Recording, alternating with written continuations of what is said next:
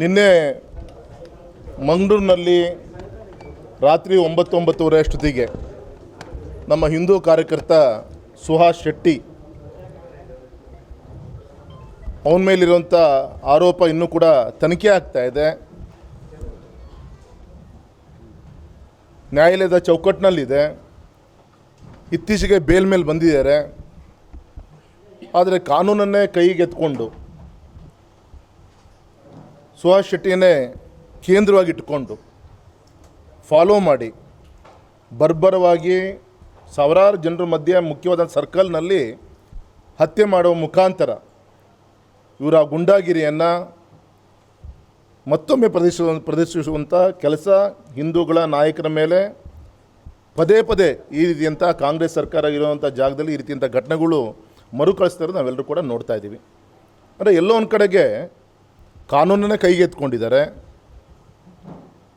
ಎಲ್ಲೋ ಒಂದು ಕಡೆಗೆ ಅಂಥ ಹಂತಕರಿಗೆ ಕಾಂಗ್ರೆಸ್ ಸರ್ಕಾರ ಎಲ್ಲಿದೆ ಅಲ್ಲಿ ನಮಗೆ ರಕ್ಷಣೆ ಅಂತ ಒಂದು ಮನಸ್ಥಿತಿಯಲ್ಲಿ ಈ ರೀತಿಯಂಥ ಘಟನೆಗಳು ಇಡೀ ರಾಜ್ಯಾದ್ಯಂತ ಮರುಕಳಿಸ್ತದೆ. ಅದು ಶಿವಮೊಗ್ಗ ಇರ್ಬೋದು, ಅದು ನಮ್ಮ ಮೈಸೂರು ಇರ್ಬೋದು, ಅದು ಮಂಗಳೂರು ಇರ್ಬೋದು. ಅದು ಎಸ್ಪೆಷಲಿ ಮಂಗಳೂರಲ್ಲಿ ಇತ್ತೀಚೆಗೆ ಈ ರೀತಿಯಂಥ ಘಟನೆಗಳು ಹೆಚ್ಚಿಗೆ ಆಗ್ತಾಯಿದೆ.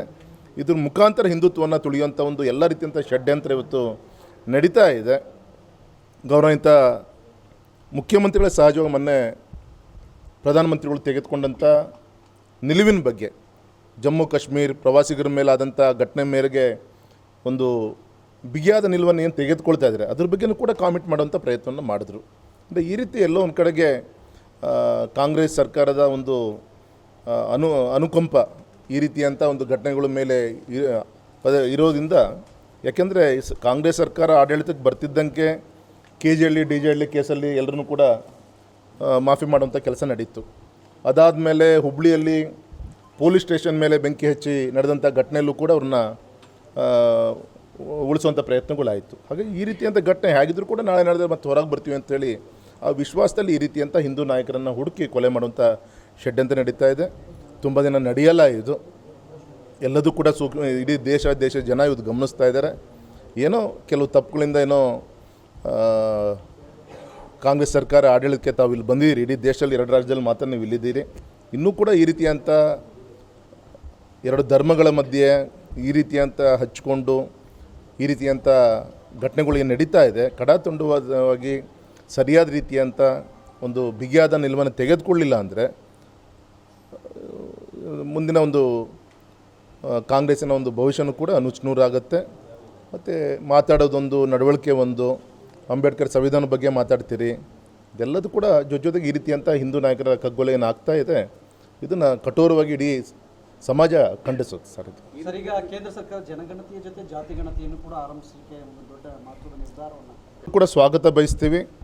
ಯಾಕೆಂದರೆ ಸ್ವಾತಂತ್ರ್ಯ ಬಂದರ ನಂತರ, ಬ್ರಿಟಿಷರ ಒಂದು ಅವಧಿಯಲ್ಲಿ ಆದಂಥ ನಂತರ ಇವತ್ತು ಸಂವಿಧಾನ ಕೊಟ್ಟಂಥ ಪುಣ್ಯಾತ್ಮ ಡಾಕ್ಟರ್ BR ಅಂಬೇಡ್ಕರ್ ಅವರ ಕೊಟ್ಟಂಥ ಸಂವಿಧಾನ ನಂತರ ಮತ್ತೊಮ್ಮೆ ಇವತ್ತು ಜನಗಣತಿ ಮತ್ತು ಜಾತಿ ಗಣತಿ ಇವತ್ತು ಆಗ್ತಾ ಇರೋದು ಅತ್ಯಂತ ಸಂತೋಷ ವಿಚಾರ.